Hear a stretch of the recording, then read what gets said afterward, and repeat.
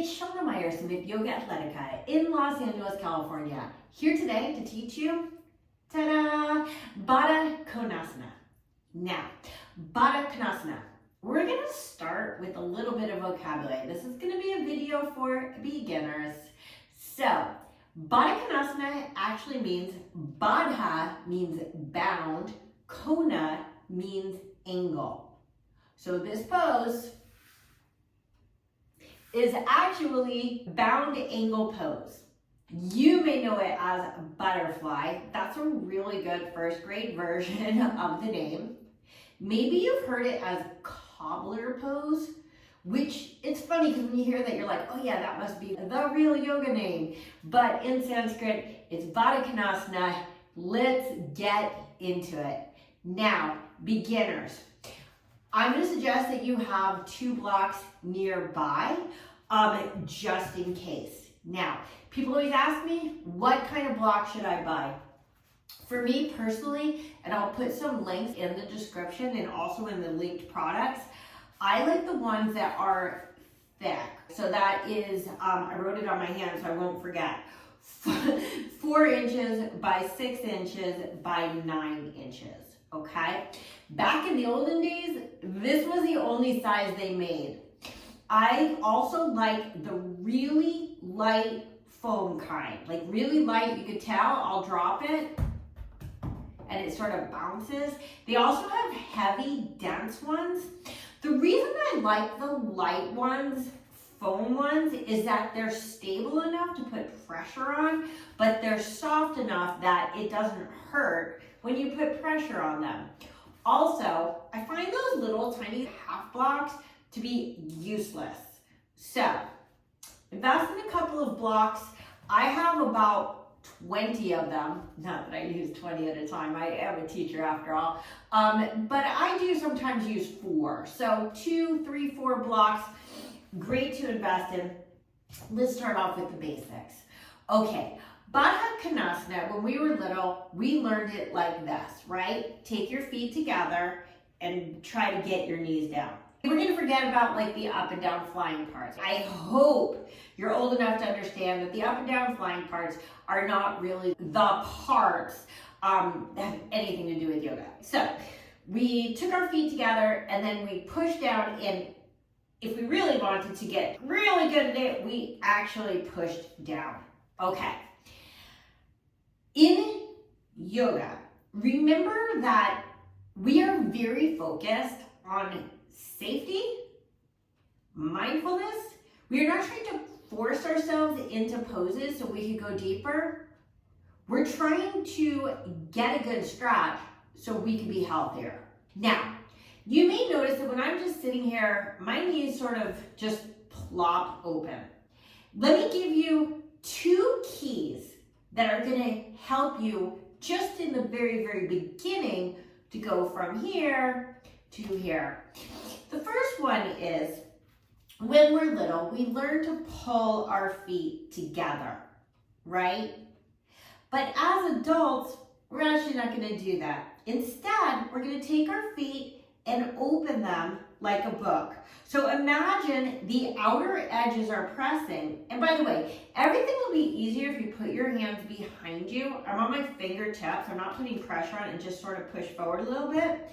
And then I open my feet like a book. Now look what happened naturally. Naturally. I'm going to explain why in a moment. But so my pinky toe edges together. My big toes are pulling apart, almost on the floor. Now there are people who can do this and turn their foot all the way backwards. I'm not that person, so don't expect that from this video, but I'm sure there's a video out there that can show you that. Now, what this does is, when I open up my feet, it literally takes the bones of my legs and tilts them down. Makes sense, right? So that's the first thing that's gonna help. The second thing, don't press down, okay? I know that we feel like when we press down, we're going deeper. Well, I mean, because we are. But we're probably going deeper than our body is ready for. That is not a good thing. So, understand this. Just moving back just a little bit. we have what are called hip flexors, right? Our major hip flexor you might have heard of is the iliopsoas. Some people just call it the psoas. And we use it every single time we take a step, stand, sit. So a flexor is basically what pulls the thigh toward your body. Now, think of your hip flexors, these muscles that make your legs go in and out, like the chains of a drawbridge. Okay, let's think about a drawbridge. How does it work? On a drawbridge, if I had, let's say the chain went from my knee to my shoulder, that would be silly, but let's imagine, and I shorten that chain, what's going to happen? The drawbridge goes up, right? Now I have a short chain. If I wanted to lower that chain, what do?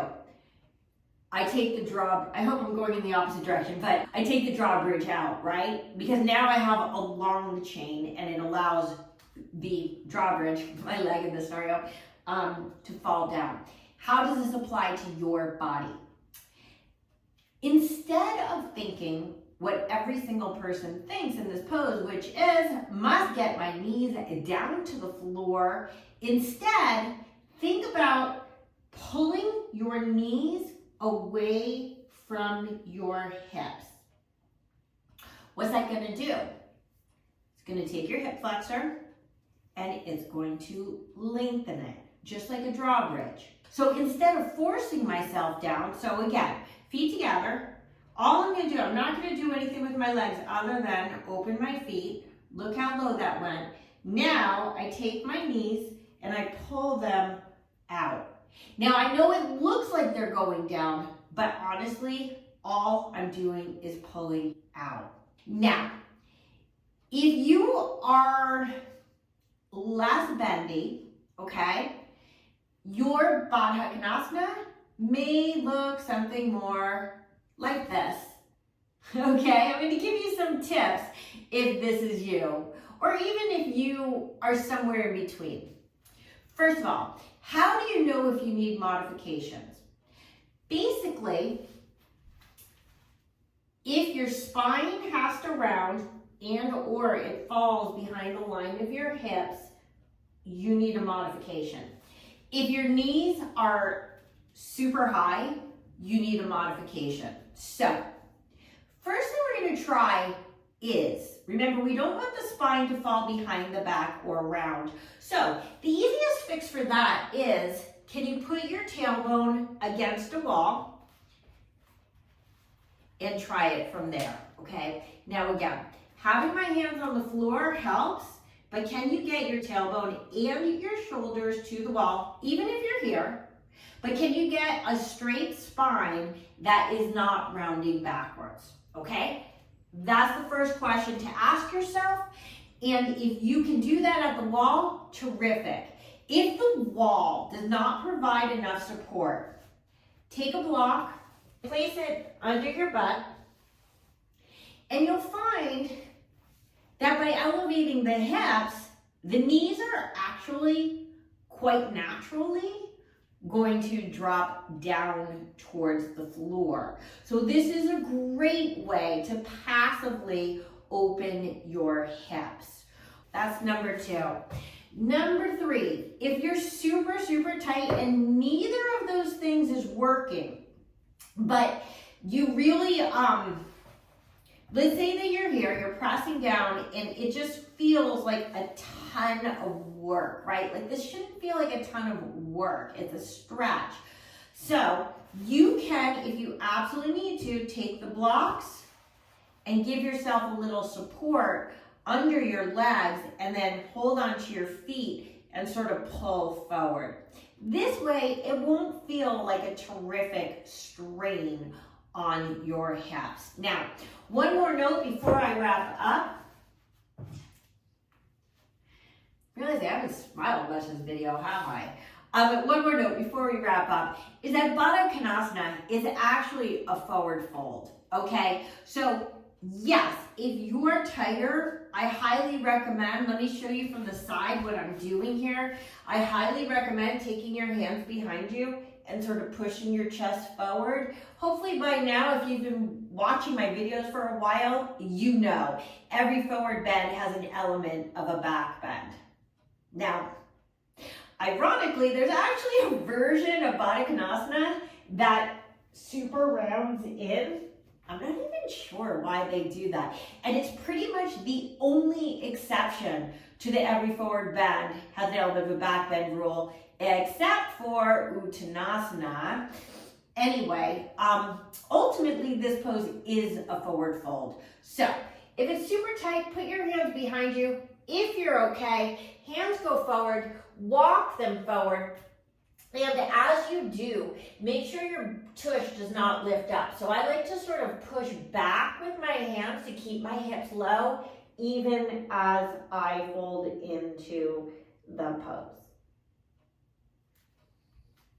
Okay? Why is this pose called bound angle? I'm not sure. I'm Shana Meyerson with YOGAthletica in Los Angeles, California. Please take a moment, subscribe to my channel. I've got a million tips that will help you get into just about any pose you want. And if you're looking for my full-length classes, you'll find them on Vimeo. Link in the description below. Thanks so much for your support. Have an awesome day.